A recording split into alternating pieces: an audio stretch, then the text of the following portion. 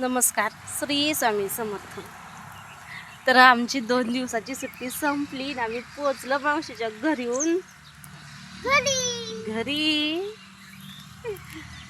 आम्हाला 1 वाजता यायचं होतं, 12-12:30 वाजताच आलो आम्ही. आणि आता वाजले 3:30.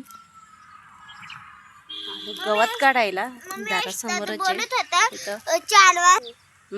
त्यांना करमना सुद्धा 2 दिवस, पण असं वाटत होतं की महिना झाला असं आलेलो. मला पण वाटत एवढे दिवस राहिलोय. 2 दिवस राहिले तर मला वाटलं तर ह्या दोघी आता अभ्यास करीत होत्या. आल्या माझ्याकडं.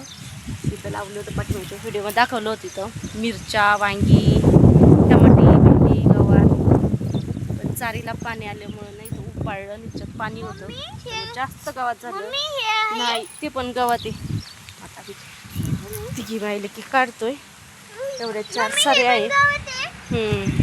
सावकाश उपटा डॉक्टर आहे ना, घेता त्याच्यातली बिंडीन तीन करून. आणि तो कोंबड्यांनी ना खाऊन टाकले. मिरच्याची ताकी झाडं खाल्ल्यात. घेतं ती झाडं अशी होती टवटवीत, खाऊन टाकल्यात. वांग्याचं उकरू टाकलंय. गवार उभारली पाणी साचल्यामुळं ना. अशी इकडं आलेली अशी गवार बघा. पालक सुद्धा खाऊन टाकली. टमॅटो आहे माझ्या आई.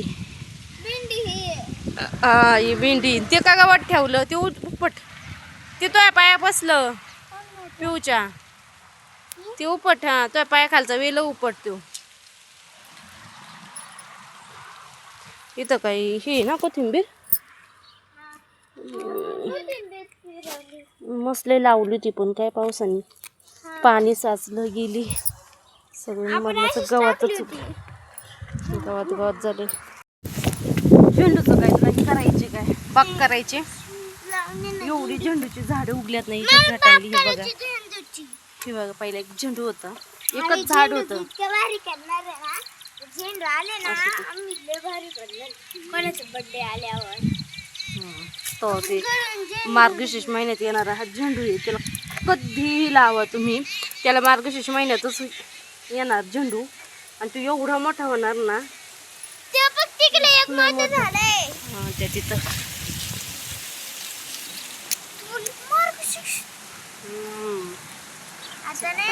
चला, तुम्हाला कसा वाटला व्हिडिओ नक्की कमेंट करून सांगा. बाय, भेटा त्या नेक्स्ट व्हिडिओमध्ये.